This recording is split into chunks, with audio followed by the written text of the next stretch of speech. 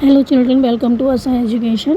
आज हम करेंगे कक्षा 8 की हिंदी की बुक मल्हार का पहला चैप्टर स्वदेश। इसके हम करेंगे प्रश्नोत्तर। तो इससे पहले हमने आपको इस पाठ का सारांश करवा दिया था, तो आपको बहुत आसानी होगी इसके प्रश्नोत्तर समझने में। तो आइए देखते हैं कि इस चैप्टर के प्रश्नोत्तर क्या हैं और उनके आंसर क्या होंगे। तो आइए शुरू करते हैं। तो आपका पहला क्वेश्चन है पाठ से। आइए अब हम इस कविता को थोड़ा और विस्तार से समझते हैं। नीचे दी गई गतिविधियाँ इस कार्य में आपकी सहायता करेंगी। तो ये है मेरी समझ से। तो पहला प्रश्न है, निम्नलिखित प्रश्नों के उत्तर के सम्मुख उपयुक्त जो उत्तर है उसके सम्मुख तारा बनाइए। कुछ प्रश्नों के एक से अधिक उत्तर भी हो सकते हैं, तो एक ही प्रश्न के उत्तर एक से अधिक भी हो सकते हैं। उसके आगे आपको स्टार बनाना है, तारा बनाना है। पहला है, वह हृदय नहीं है पत्थर है। इस पंक्ति में हृदय के पत्थर होने से क्या तात्पर्य है? तो इसमें सामाजिकता से तात्पर्य है, संवेदनहीनता से, कठोरता से, नैतिकता से। तो वह हृदय नहीं है पत्थर है, इस पंक्ति का क्या तात्पर्य है? तो हृदय के पत्थर होने से मतलब है संवेदनहीन। तो ऐसा मनुष्य संवेदनहीन है, उसमें कोई संवेदना नहीं है, जिसके हृदय में देश के प्रति प्यार ना हो। तो आंसर होगा संवेदनहीनता। आपका अगला प्रश्न है, निम्नलिखित में से कौन सा विषय इस कविता का मुख्य भाव है? तो इस कविता का मुख्य भाव क्या है? देश की प्रगति, देश के प्रति प्रेम, देश की सुरक्षा या देश की स्वतंत्रता। तो पूरी कविता जो है स्वदेश प्रेम पर टिकी हुई है, तो इसका आंसर होगा देश के प्रति प्रेम। अगला है, हम हैं जिसके राजा रानी। इस पंक्ति में हम शब्द किसके लिए आया है? देश के प्राकृतिक संसाधनों के लिए, देश की शासन व्यवस्था के लिए, देश के समस्त नागरिकों के लिए या देश के सभी प्राणियों के लिए। तो ये जो हम हैं इसके राजा रानी, जिसके राजा रानी किसके लिए आया है? देश के समस्त नागरिकों के लिए। देश के समस्त नागरिक इस देश के कौन है? राजा रानी के समान हैं। तो आंसर होगा देश के समस्त नागरिकों के लिए, और दूसरे का आंसर होगा देश के प्रति प्रेम। आपका अगला और चौथा प्रश्न है, कविता के अनुसार कौन सा हृदय पत्थर के समान है? जिसमें साहस की कमी है, जिसमें स्नेह की कमी है, जिसमें देश प्रेम का भाव नहीं है, जिसमें स्फूर्ति और उमंग नहीं है। तो आंसर होगा देश प्रेम। जैसा कि कविता है पूरी देश प्रेम पर टिकी हुई है, तो आंसर होगा जिसमें देश प्रेम का भाव नहीं है वो हृदय कैसा है? पत्थर के समान है। तो आंसर है जिसमें देश प्रेम का भाव नहीं है। फिर इसमें आगे कहा गया है कि हो सकता है कि आपके समूह के साथियों ने अलग अलग उत्तर चुने हो सकता है सबने अलग अलग उत्तर चुने हो, आपने कुछ चुना हो, आपके साथियों ने कुछ कोई और उत्तर चुना हो। तो अपने मित्रों के साथ विचार कीजिए कि आपने ये उत्तर ही क्यों चुने। तो आपको ये बताना है कि आपने ये उत्तर ही क्यों चुने, आपके अनुसार ये उत्तर ही क्यों सही है। तो आंसर होगा हाँ, हो सकता है कि मेरे समूह के कुछ साथियों ने इन प्रश्नों के अलग उत्तर दिए हों, क्योंकि हर कोई कविता को अपने अनुभव और समझ के अनुसार समझता है। सबकी अपनी अपनी समझ होती है, तो हो सकता है किसी ने कुछ और उत्तर दिया हो, लेकिन मैंने जो उत्तर दिया है उसका स्पष्ट कारण क्या है वो यहाँ पे हमने बताया है। जैसे पहले प्रश्न में हृदय के पत्थर होने का मतलब संवेदनहीनता से है, हमने आंसर दिया है संवेदनहीनता, क्योंकि कभी ऐसे व्यक्ति को भावना शून्य बता रहा है जिसमें देश का प्रेम नहीं है। तो ये आंसर मेरी तरफ से सही होगा संवेदनहीनता से। दूसरे प्रश्न में कविता का मुख्य भाव देश के प्रति प्रेम है, क्योंकि पूरी कविता में कवि यही संदेश दे रहा है कि किसी के दिल में स्वदेश के लिए प्रेम नहीं है तो उसका जीवन व्यर्थ है। तो दूसरा आंसर भी मेरे लिए यही सही होगा, देश के प्रति प्रेम। तीसरे प्रश्न में हम शब्द देश के नागरिकों के लिए आया है, क्योंकि कवि यह दिखा रहा है कि हम सब भारत में जन्मे हैं और इसी मिट्टी में पोषित हुए हैं। और चौथे प्रश्न में स्पष्ट कहा गया है कि स्वदेश का प्यार नहीं है, वही हृदय कैसा है? पत्थर है, इसलिए मैंने वही उत्तर चुना। तो चौथे प्रश्न में स्पष्ट ये कहा गया है कि जिसमें स्वदेश का प्यार नहीं है वो हृदय कैसा है? पत्थर के समान है, इसलिए मैंने वही उत्तर चुना। तो मेरे अनुसार जो मैंने उत्तर चुने हैं वो सही हैं। तो इन उत्तरों का चयन करते समय मैंने कविता की भावनाओं, पंक्तियों और कवि के संदेश को ध्यान में रखकर सोच समझकर निर्णय लिया है। तो मेरे अनुसार जो मैंने उत्तर दिए हैं वो सही हैं। आपका अगला प्रश्न है, मिलकर करें मिलान। तो कविता में से चुनकर कुछ पंक्तियाँ नीचे स्तंभ 1 में दी गई हैं, उन पंक्तियों का भाव या संदर्भ से स्तंभ 2 में दिया गया है। तो पंक्तियों का उनके सही अर्थ या संदर्भों से मिलान कीजिए। जैसे पहला है, जिसने साहस को छोड़ दिया वह पहुंच सकेगा पार नहीं, दूसरा है जो जीवित जोश जगा न सका उस जीवन में कुछ सार नहीं।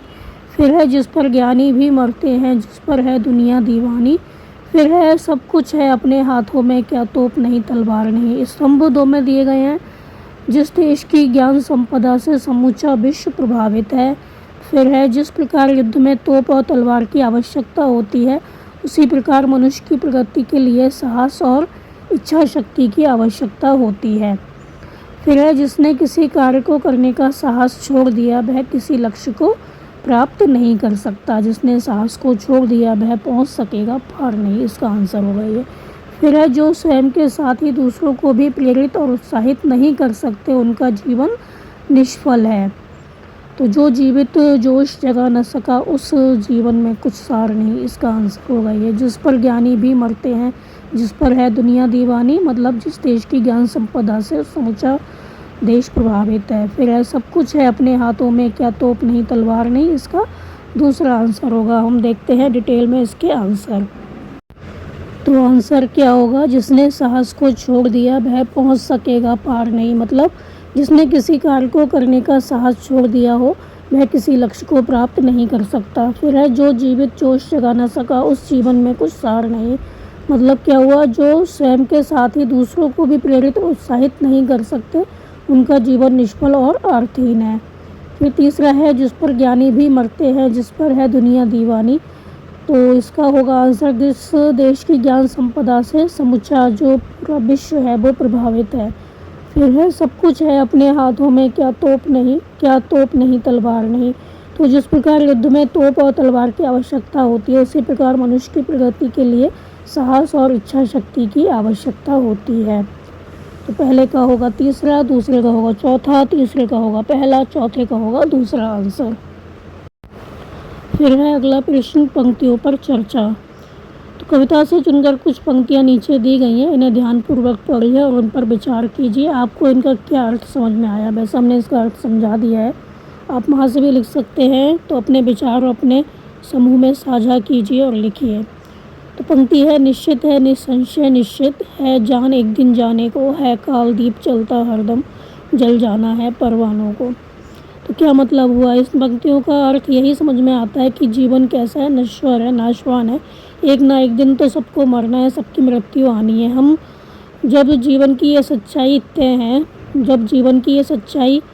तय है कि एक दिन सबको मरना है, तो हमें अपने जीवन को किसी महान उद्देश्य जैसे देश की सेवा में लगाना चाहिए। जैसे परवाना जो होता है, पतंगा जो होता है, दीपक की लौ में जलकर खुद को समर्पित कर देता है, वैसे ही हमें भी अपने देश के लिए बलिदान देने से नहीं डरना चाहिए। है काल दीप चलता हरदम जल जाना है परवानों को। तो जैसे परवाने होते हैं, दीपक की लौ में जल जाते हैं, उसके लिए समर्पित हो जाते हैं, वैसे ही अपने देश के लिए हमें बलिदान देने से डरना नहीं चाहिए। अगली पंक्तियाँ है, सब कुछ है अपने हाथों में, क्या तोप नहीं तलवार नहीं, वह हृदय नहीं है पत्थर है जिसमें स्वदेश का प्यार नहीं। इन पंक्तियों का क्या अर्थ है? तो इन पंक्तियों का अर्थ है कि हमारे पास ताकत, साधन और साहस सब कुछ है। क्या नहीं है हमारे पास? बस आवश्यकता किस बात की है? देश के लिए प्रेम। अगर हमारे अंदर देश प्रेम होगा तभी हम कुछ देश के लिए करेंगे। कर्तव्य की भावना होनी चाहिए हमारा देश के प्रति। क्या कर्तव्य? यदि कोई व्यक्ति इन सब के बावजूद भी अपने देश के लिए कुछ नहीं करता, तो वह हृदय नहीं पत्थर है। वह हृदय नहीं है, पत्थर है जिसमें स्वदेश का प्यार नहीं, जिसमें अपने देश के लिए प्यार नहीं है। हमारे पास सारे सुख सुविधाएं हैं, सारे साधन हैं, अगर हमारे अंदर देश के लिए प्रेम है ही नहीं, तो हमारा हृदय कैसा है? पत्थर के समान है। अगली पंक्तियाँ हैं, जो भरा नहीं है भावों से बहती, जिसमें रसधार नहीं, वह हृदय नहीं है पत्थर है जिसमें स्वदेश का प्यार नहीं। इसका क्या मतलब है? इन पंक्तियों में बताया गया है कि हृदय का मूल तभी है जब इसमें भावनाएं होती हैं, संवेदना हो। जिस हृदय में ना देश के लिए प्रेम है, ना कोई कोमल भावना है, वह हृदय नहीं पत्थर है। तो जो भरा नहीं है भावों से बहती, जिसमें रसधार नहीं, जिसमें अपने देश के लिए रसधार नहीं बहती, मतलब जिसमें अपने देश के लिए प्रेम नहीं है, और जो देश के लिए जिसके अंदर कोई भावना नहीं है, वो कैसा है? हृदय पत्थर के समान है। तो इन पंक्तियों में यही बताया गया है कि हृदय का मूल्य तभी है जब उसमें भावनाएं होती हैं, संवेदनाएं हो। जिस हृदय में ना देश के लिए प्रेम है, ना कोई कोमल भावना है, वह हृदय नहीं पत्थर है। फिर आपका अगला प्रश्न है, सोच विचार के लिए।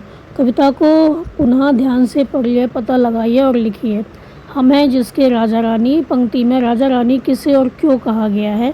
आंसर होगा, इस पंक्ति में कवि ने भारत के सभी नागरिकों को राजा रानी कहा है। इसका मतलब क्या है कि यह देश हम सभी का है, हम इसकी संतान हैं और इस मिट्टी में पैदा होकर इसका अन्न पानी खाकर पले बड़े हैं। इस देश की स्वतंत्रता और गरिमा में हम सब समान भागीदार हैं, इसलिए हम इसके राजा रानी कहलाने योग्य हैं। तो हम अपने देश के कौन है? राजा रानी के समान हैं। तो अगर हम राजा रानी अपने देश के, तो हमें भी क्या करना चाहिए? अपने देश के मान सम्मान की रक्षा करनी चाहिए, जैसा कि राजा रानी करते हैं। तो एक राजा रानी के समान इस देश ने हमें वो सब कुछ दिया है जो राजा रानियों को मिलना चाहिए। तो हमारा कर्तव्य भी क्या बनता है कि हम इस देश की रक्षा करें एक राजा के समान। तो इस पंक्ति में कवि ने भारत के सभी नागरिकों को राजा रानी कहा है। अगला प्रश्न है, संसार संग चलने से आप क्या समझते हैं? जो व्यक्ति संसार संग नहीं चलता, संसार उसका क्यों नहीं हो पाता है? आंसर होगा, संसार संग का अर्थ है दुनिया के साथ चलना, समय बदलाव, विचारों और प्रगति की दिशा में आगे बढ़ना। जो व्यक्ति इस प्रवाह में शामिल नहीं होता, लोगों के साथ नहीं चलता, उसके विचार चेंज नहीं होते, जो समय के साथ नहीं चलता, नहीं बदलता, वह दुनिया से कट जाता है। तो लोग उसकी तरफ ध्यान नहीं देते, वह पीछे छूट जाता है और फिर उसका जीवन दूसरों के लिए भी उपयोगी नहीं रह जाता। अगला है, उस पर है नहीं पसीजा जो, क्या है वह भूखा भार नहीं। इस पंक्ति से आप क्या समझते हैं? उस पर है नहीं पसीजा जो, क्या है वह भूखा भार नहीं।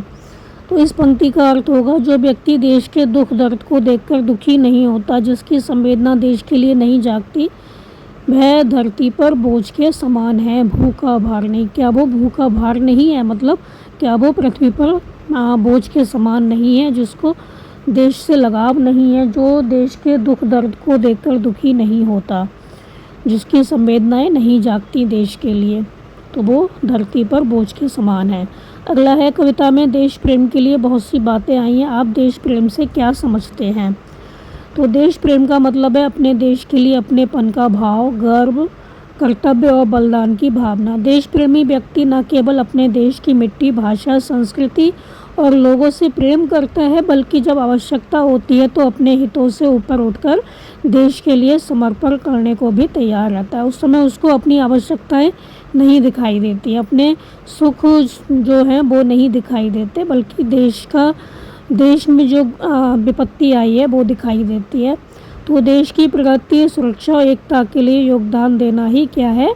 सच्चा प्रेम है, सच्चा देश प्रेम है। फिर है, यह रचना एक आह्वान गीत है जो हमें देश प्रेम के लिए प्रेरित और उत्साहित करती है। इस रचना की अन्य क्या विशेषताएं हैं? ढूंढिए और लिखिए। तो यह रचना देशभक्ति से युक्त है। इसकी प्रमुख विशेषताएं हैं, इसमें कविता के माध्यम से पाठकों के हृदय में देश के प्रति भाव को जगाने का प्रयास किया गया है, देश प्रेम को जगाने का प्रयास किया गया है। इसमें सरल भाषा और प्रभावशाली शैली का प्रयोग किया गया है, भाषा सरल है, समझ में आ जाती है। इसमें देश की महिमा का गुणगान करते हुए व्यक्ति को जागरूक और प्रेरित किया गया है, व्यक्ति को जागरूक किया गया है कि हमें देश से प्रेम करना चाहिए, हमारा कर्तव्य क्या है। तो यह कविता हृदय में जोश और आत्मबल भरती है, जो हर व्यक्ति को, हर नागरिक को देश के लिए कर्तव्यनिष्ठ बनाने की प्रेरणा देती है। तो ये कविता पढ़ने के बाद हमारे मन में, हमारे हृदय में जोश उत्पन्न होता है कि हमें अपने देश से प्रेम करना चाहिए, हमारा कर्तव्य क्या है। इस कविता को पढ़ने के बाद हमें समझ में आता है। आपका अगला प्रश्न है, अपने अनुमान और कल्पना से अपने समूह में मिलकर चर्चा कीजिए और लिखिए। तो अपने अनुमान और कल्पना से अपने समूह में चर्चा कीजिए कि ये जो वाक्य है वो किसके लिए कहा गया है। तो जिसने कि खजाने खोले हैं, अनुमान करके बताइए कि इस पंक्ति में किस प्रकार के खजाने की बात की गई होगी। तो यहाँ खजाने से आशय केवल सोना चांदी या धन दौलत से नहीं है, बल्कि देश की प्राकृतिक संपदा, सांस्कृतिक विरासत, भाषा, इतिहास और मानवता के मूल्यों की ओर संकेत है।